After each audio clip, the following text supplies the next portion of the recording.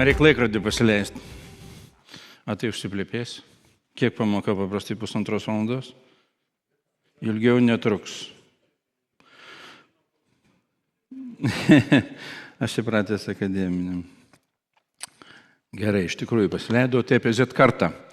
Man prisistatymas tokia tema dabar naujas, tai daugiau pats į skaidrę žiūrėsiu, kad nepamiršti, ką aš užsirašiau naktį. Tai pavažiuokim, tai padiskutuosim apie esamus pokyčius srity per tą būtent prizmę, ne kaip mokyti vyresnios kartos mokinius, o per Z kartą pasidalinsiu kažkokiam savo įžvalgom, ką aš matau dabar susidurdamas su moksleiviais, kuriuos tenka mokyti. Na ir nori, nenori, kontekste išlenda ir kažkokios tai problemėlės. Tai pirmiausia, apibrėžkime dimensijas, kaip sakoma, kas tos kartos yra. Tai aš čia tas baby, dar ir boomeris, iš tos kartos, jau išmirštančios, tai bet kuriems buvo svarbu drausmė, atsakomybė, mokymasis iš vadovėlių konkrečių, instrukcijų, gana populiari ta X karta, nuo 65 skaitoma taip literatūroje, kur dar vis vertina aiškės taisyklės. Manau, viena iš perspektyviausių Y karta, kuri galbūt savaime jau yra linkusi gerai bendradarbiauti, komunikuoti su Z karta, jos gana artimus. Ir va dabar 30-40 metų instruktoriai, tai pats tas, kas turėtų būti. Tik tais tiek, kad manau, kad į mūsų profesiją Y kartos žmonių dar per mažai ateina. Galbūt ta profesija netokia patraukli, senstam savo profesijoje. Na ir Z karta, nekantrus, vizualus, norintis greito rezultato, bet vaikai gimsta tik po 9 mėnesių, anksčiau nebūna. Kartos dalis, kodėl mes apie ją kalbame, yra pakankamai didelė apimtimi, dabar sudaro apie 13-15%, dar vis artėja iki mūsų, dar ne visi pasiruošę, dar ne visi 18 turi, taip kad karta dar tikrai verta dėmesio, verta apie ją kalbėti ir apibūdinkim ją. Tai greitas informacijos apdorojimas, nori visko greitai, Google'as, GPT, trumpas dėmesio išlaikymas, negali ilgai kalbėti viena tema, iš karto nuobodžiauja, jeigu reikia kažką tai rutiniškai, ne vienas turbūt esame girdėję klausimų, o tam, kad pasiruošti teorijos egzaminą, reikia skaityti kelių eismo taisyklės, klausimas toks liktai atrodytų natūralus jiems, mums tai jis visiškai nepriimtinas, ir kokie sprendimai, tai reiškia mokymas turėtų būti dinamiškas, greitos eigos ir derinimas praktika ir teorija. Technologijų naudojimas, mano nuomonė, turi dvipusę tokią prasme. Iš vienos pusės mes sakom, kad jie labai linkia į technologijas. Iš kitos pusės, kada buvo nuotolinis mokymas per pandemiją, visi verkė, kad vėl nori gyvas klases. Tai taip ir nesupratau, ko jie nori. Ar tai gyvų klasių, o į gyvas klases su jie, tada tarpusavį telefonų sujungia ir tada vėl sėdi telefonuose, reiškia. Tai toks, lygtai ta technologija jiems ir labai svarbi, bet kai reikia susižinoti, kiek kainuoja regitro egzaminas arba nuo kelių dirba regitra, klausia pas instruktorių, kuris taip pasižiūri kur nors internete. Patys pasižiūrėti nežino kur. Tai toks dviprasmybė tame yra. Emociškai, emocinis jautrumas ir ta grįžtamo ryšio svarba turbūt vienas iš svarbiausių skiriamųjų bruožų šitos kartos. Manau, kad kiekvienas mokytojas instruktorius yra matęs ašaras per pamokas ir čia nieko naujo nėra ir egzaminatoriai tų ašarų prisižiūri, tų emocijų reikia labai daug ir vėl aš pavargau, man stresas, man depresija, šitie žodžiai mums visiems gerai žinomi, be jų kažkaip ir pamoka nebepamoka jau, jeigu be depresijos ir be streso. Tai užsidegė žalia šviesoforas, man stresas, tai ką man dabar daryti? Važiuojam gal? Jo, jūs tikras? Tai ne visada tikras, aišku, būna, bet kartais tenka. Tai va, ir svarbiausia, jiems labai svarbus grįžtamasis ryšys. Iš tikrųjų, kartais, irgi būna užsižiopsai, kažkoks gal nenuotaikoje ar kas, ir neduodi to ryšio mokiniui ir iš karto, o tai kaip man sekasi, o kaip man, kur aš esu, o ką man dabar toliau daryti. Tai jiems labai aktualūs ir dažni klausimai, jie patys neiškenčia, šiaip tyliai nieko nesako, o pamokos greiau, tai kaip man čia ėjosi. Jiems labai tas svarbus dalykas, jiems reikia žinoti, kur jie yra.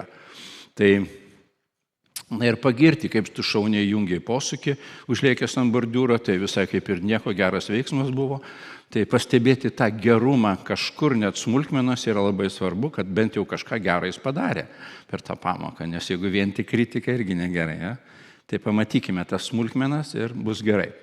Tai va čia turbūt didžiausias iššūkis dar be kitų, be emocijų. Tai yra planai. Jie norėtų kažkokio tai savo plano, kaip jie įsivaizduoja, nes jie ateina į mokyklą, turbūt jau irgi visi pastebėjote, jie ateina į mokyklą, ne va tai žinodami, kaip čia viskas bus, kaip reikia, kaip jis mokysis čia ir jūsų nuomonė apie tai nelabai svarbi.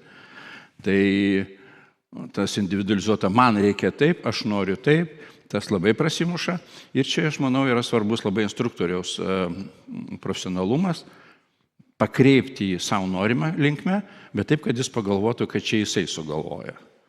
Ir tada viskas bus gerai, kada užmizgi tą ryšį ir kada jam pateikė savo metodikas ir sakai, kad čia būtent tai, ko tau ir reikia iš tikrųjų, tai ir jis tai priima, jeigu randi tą būdą, tą kelią jam paaiškinti, tai tada jis toliau eina kaip ir su savo planu įsivaizduodamas, nors iš tikrųjų daro tai, kad tu jam ir sakai.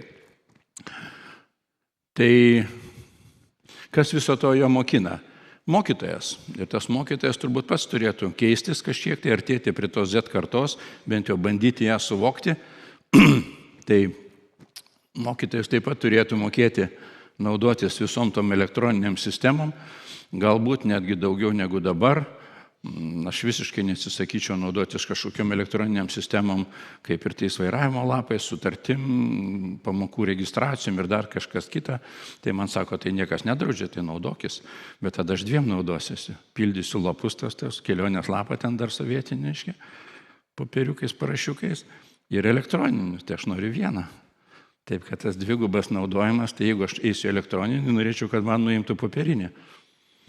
Tai gebėjimas paaiškinti irgi naudotis technologijomis, filmukais, diagramom, animacijom. Aš manau, dėl to labai yra, kai kurie kolegos mūsų čia, žinote, gerai deda daug filmukų, profesionalių, labai įdomių, gerų. Ir tie ten filmukų pasižiūrėjimai, ten 10 000 eina peržiūros. Tai jie mokosi iš tų filmukų, iš tikrųjų, ateina mokiniai į pamoką, sako, va aš ten Jonučio žiūrėjau, Eizo žiūrėjau filmus, reiškia. Tai ir šitos leidžiu žiūrėti. Ten, jeigu nežinoma kažkokia, visada sako, parodyk, ką žiūri, Jonutį žiūrėk. Tai Eiza žiūrėk. Aš šitą nežinau, nežiūrėk. Tai tenka pereik. Bet gerai, kad jų yra. Gerai, kad yra kolegos, kurie tai skiria tam dėmesį, suprato tai, vizualumą, tą žiūrėjimą. Ir tai yra vienas iš būdų, va čia tas šiuolaikinio darbo tie požymiai, kuriuos jau mūsų kolegos daro, yra labai gerai. Na ir aišku, reikia žinoti, kad tai, ką tu pasakysi, jie dar patikrins. Pasižiūrės, ar iš tikrųjų taip yra, ar tu čia nemeluoji, o mano tėtis sakė kitaip, o internete yra taip, ir tu turi mokėti pagrįsti savo nuomonę, atstovėti ją. Na ir trumpa dėmesio koncentracija. Greitai, aiškiai, be didelių išvedžiojimų, nuo Adomo ir Ievos ten pradėti nereikia. Konkrečią situaciją, konkrečiai apžaisti. Emocinis intelektas, pateikti tą grįžtamąjį ryšį, nervingumas, jautrumas, mes turime mokėti valdyti tuos dalykus. Na ir požiūris, dažnai reikia tą patvirtinti jiem, paguosti juos, kad tikrai atsižvelgi į jų savybės, galbūt ir parodyti tai kažkaip tai. Na, aš dažniausiai, kaip savo metodą galiu pateikti vieną, aš visada domiuosi to žmogaus laisvalaikiu, ką jis daro laisvalaikiu. Ar jis ten dailė domisi, ar muzika, ar sportai, kažkokie žygiai, dviračiai ir taip toliau.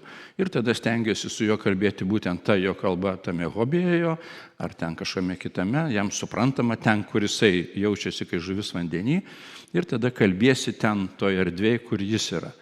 Randi tą. Ir tada su juo tu dasistuksi iki jo, tada jam lengviau suprantama. Nes jis jaučiasi ne kažkokiam automobilizme atėjęs, kuris nieko nesupranta, o jis kalbasi būdamas ten savo srityje. Tai autoritetai. Aš savo pagalvojau vieną tokį dalyką, reiškia, kad kai aš buvau jaunas, man sakydavo, klausyk ten mamos ir tėčio, paskui klausyk mokytojo, klausyk direktoriaus, tada klausyk viršininko. Aš galvoju, kada manęs klausys? Va dabar klausat. Ja, bet tai čia jūs. O dabar man sako, dabar klausyk, ką tavo ateina ir sako Z karta. Tai aš kada klausysiu? Kodėl aš turiu rūpintis jais, o ne jie daro taip, kaip aš pasakiau? Nekėlė savo tokio klausimą? Man kartais kyla. Va. Kyla, paskui vis tiek noriu su jais dirbti, reikia su jais dirbti ir tada vėl pabandai prisitaikyti. Tai vėlgi per griežtam turbūt ne. Santykį iš karto aš brėžiu labai paprastą. Aš mokytojas, tu mokinys. Su visom iš to pasiekmėm. Aš mokinsiu, bet tu turi mokytis. Ir kada jeigu jisai laukia, kad jį kas nors išmokys, tai sako, tu nesulauksi, čia ne troleibusas. Tai aš net važiuosiu. Taip, mes turim bendrauti. Tu mokėsi, dedi pastangas, aš jas pastebiu, palaikau. Ir man vienas iš dabar tokių labai pasisakymų patiko, kad mokytojas yra ne tas, kas tave mokina, o tas, pas kurį tu mokaisi. Tai tada yra mokytojas. Tai kada randi va tokį santykį ir tas santykis veikia. Ir atsiranda ir pagarba, ir abipusė be abejo. Kitaip irgi viena pusė neveikia. Na ir jiems reikia išaiškinti. Išaiškinti reikia daugam. Dabar turbūt net ir kelių policijos pareigūnai pasakys, kad žmonėms irgi reikia. O kodėl aš negaliu greitai važiuoti? O ko čia blogai yra? Tai va, jiems reikia visą tą išaiškinti. Kodėl? Tai dabar mes turime būti ir psichologai, ir coachingo specialistai, ir vairavimo kažkokie gebėjimai mūsų asmeniniai. Nelabai kam rūpi. Mums rūpi daugiau tie pedagoginiai dalykai. Ir vienas iš elementų tokių, mokymas per pramogą, per žaidybinius elementus. Tai aš tokia pasidalinsiu šiek tiek išplėsta savo metodiką, kažkokią tai per lygius. Tai pavadinimai čia sąlyginiai, bronzinis, sidabrinis, auksinis. Taikomas tai yra, kad kiekvienas lygis mokinys aiškiai supranta, trumpais žingsniukais einami prieki, kiekvieną žingsniuką užfiksuojant, kad jis kažkokį rezultatą tarpinį pasiekė, gavo už tai atlygį, ten balus, taškus, pažymį, nesvarbu ką jisai gavo, žengia į sekantį, jeigu rezultato nėra, toliau neinam ir tada jiems yra daugmaž suprantamas. Tai pirmas, aišku, lygis yra kažkokie baziniai pagrindai. Aš manau, kad daugelis jūsų panašią sistemą ir veikiat, nieko čia naujo nėra, bet tą yra gerai jiems apibriežti, kad jie suprastų. Ne mes žinom, kad mes darom pagal tai, bet ir jie žinotų, ką mes čia darom su jais. Tai jiems reikia tai įvardinti tą sistemą, kad mes dabar einam pagrindus, bazę. O kai bazę praeisim, mes turime mokėti tą ir tą. Kol neišmoksim, toliau neinam. Bet kada išmoksim, kada gausi balus, už tą įvertinkim. Ir kiek man ten dar liko, kada jau eisim į sekantį balą, tada eisim. Tai tada apdovanojimas einam prie sekančio.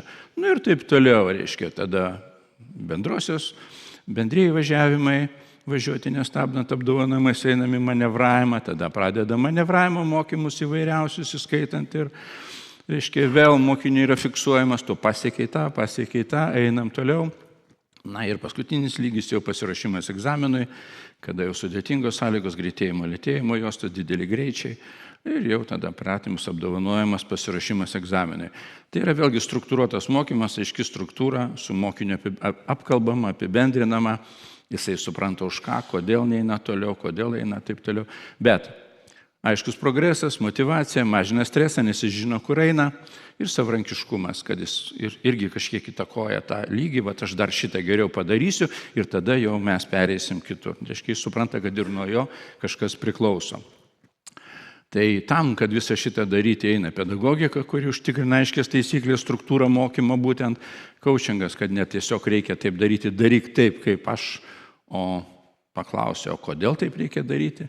Psichologija su tojos stresais ir emocijom kovoti, reiškia psichoterapija, neigiamas nuostatas paimti. Tai kaip matote, instruktoriui čia yra reikalų.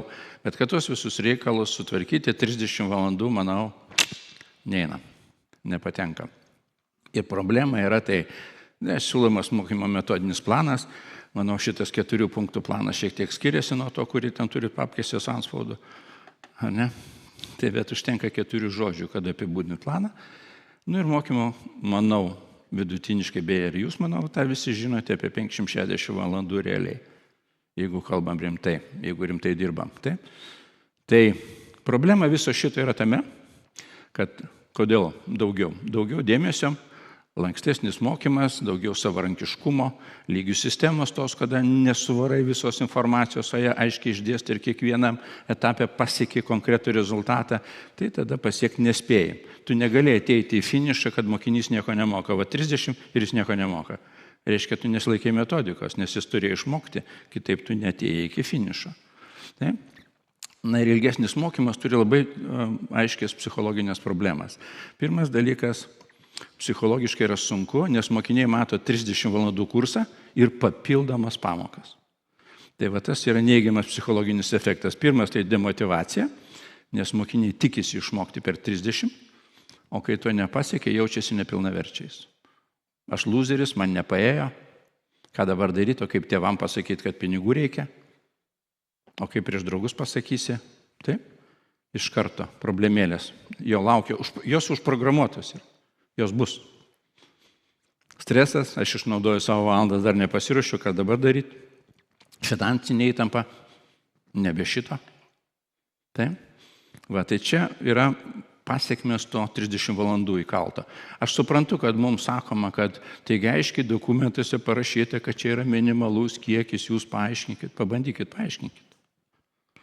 Kam pasisekė išaiškinti? Aš tokių nepažįstu.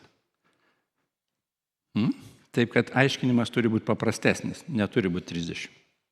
Jis niekam nereikalingas. Buhalterijai gal, tai tegul buhalterijai rūpinasi, aš čia prie ko. Tai va, tai, žinot, tai toks lygių sistema turėtų būti oficialus kažkoks aukštesnis kursas. Na, aš bandžiau domėtis kažkiek, tai daugelį Europos šalių iš vis nėra jokio limito. Kai ateis į šviesų rytoj, tada jis ir ateis. Va. Taigi lankstus grafikai, kiekvienam asmeniškai ir nesijaustų atsilikęs, suprastų, kad yra jo kelias, jo sistema, mokinys nesijaustų loseriu. Nes kai prasideda tos papildomas, tai ten daugiau nebemokymasis, o pinigų skaičiavimas ir čia pamokų kiekis. Tai, apibendrinimai paprasti, taip, Z karta, kitoks psichologinis startas, 30 valandų per siaurą rėmai, geriausiai mokosi, kada padalinta į etapus. Na, instruktorius tai yra jau dabar ir konsultantas, ir coacheris, ir emocinis palaikytojas, psichoterapeutas. Be abejo, manau, kad žinote, kad bent jau Vilniuje ne vienas mokinys turi savo psichoterapeutą jau šiais laikais, man nepaslaptis, tai žinot. Na ir svarbiausias dalykas yra ne tiek, kiek valandų prie vairo, tai ar mokinys iš tikrųjų pasiruošęs tapti atsakingų vairuotojų. Tai tiek. Netilpuoju 15, bet viršiu tik 2 minutės.